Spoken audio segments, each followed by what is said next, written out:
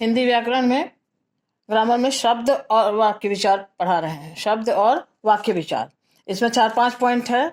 एक पॉइंट शब्द था, शब्द क्या होते हैं, पद क्या होते हैं, ये पिछले वीडियो में बता दिए हैं। शब्द और पद क्या होते हैं, इसमें क्या अंतर है। अब दूसरा पॉइंट है उत्पत्ति के, तीसरा उत्पत्ति के दृष्टि से शब्द के कितने भेद हैं, शब्द के भेद कितने तरह के उत्पत्ति के दृष्टि से। 4 भेद हैं, तत्सम शब्द, तद्भव शब्द, देशज शब्द और विदेशज शब्द। ये 4 भेद हैं शब्द के उत्पत्ति के दृष्टि से। अब यहां हम तत्सम तद्भव को समझा रहे हैं। तत्सम शब्द क्या है, तद्भव शब्द क्या है। हिंदी में संस्कृत भाषा के अनेक शब्द आए हैं, जिन शब्दों के रूप हिंदी में ज्यों के त्यों हैं, अर्थात उनमें कोई विकृति या परिवर्तन नहीं हुआ है, वे उसी रूप में हिंदी भाषा में प्रयोग की जाते हैं। मतलब हैं तो शब्द संस्कृत के ही हैं और संस्कृत के शब्द हैं, लेकिन बिना किसी परिवर्तन के, उसमें कोई मात्रा कुछ भी चेंज नहीं हुआ है और एकदम हुबहू उसी तरह से ज्यों कहते हो, मतलब बिल्कुल उसी तरह से हिंदी भाषा में, हिंदी व्याकरण में भी वो प्रयोग हो रहा है, हिंदी भाषा में भी प्रयोग हो रहा है। तो उसको कहते हैं तत्सम शब्द, बिना किसी परिवर्तन के। परिवर्तन नहीं हुआ है, विकृति माने परिवर्तन, बिना किसी परिवर्तन के हिंदी भाषा में वैसे ही प्रयोग किए जा रहे हैं, ये हैं तत्सम शब्द। जैसे ग्राम, गृह, वर्षा, जिह्वा, मयूर, मुख, ये सब बहुत सारे शब्द ऐसे हैं, ये तो उदाहरण के लिए हैं।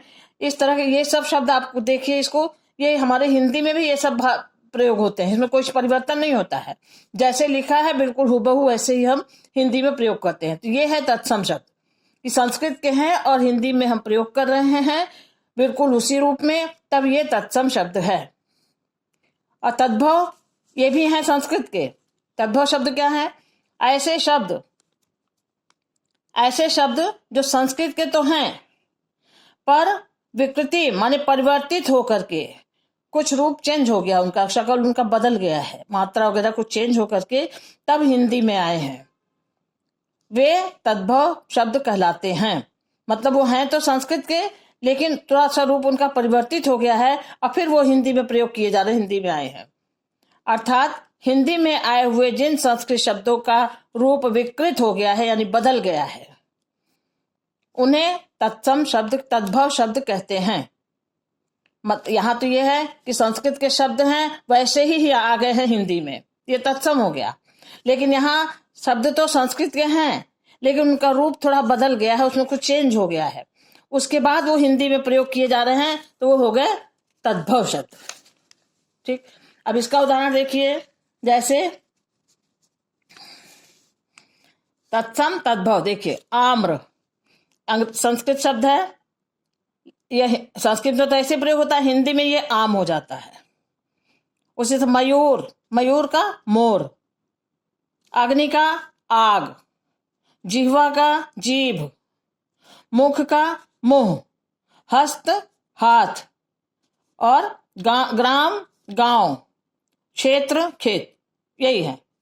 मतलब है तो देखिए संस्कृत के शब्द हैं ये, तो ये अगर केवल संस्कृत के प्रयोग हो रहे हैं तो ये तो तत्सम है, लेकिन इनका रूप बदल के जो आ गया यहाँ, ये भी हिंदी में प्रयोग किया जा रहा है, तो ये हो गया तद्भव शब्द।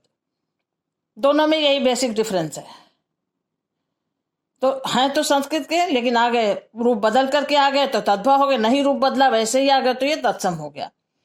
दोनों में यही अंतर है, ऐसी को ध्यान देना है। तत्सम तद्भव में बहुत कंफ्यूजन होता है, लेकिन अब इस वीडियो के बाद आपको कोई कंफ्यूजन नहीं होगा, आप आराम से कर लोगे। अब अगला 2 पॉइंट और है, उत्पत्ति के आधार पर देशज और विदेशज, ये नेक्स्ट वीडियो में समझाते हैं इसको। देशज शब्द क्या है और विदेशज शब्द क्या है।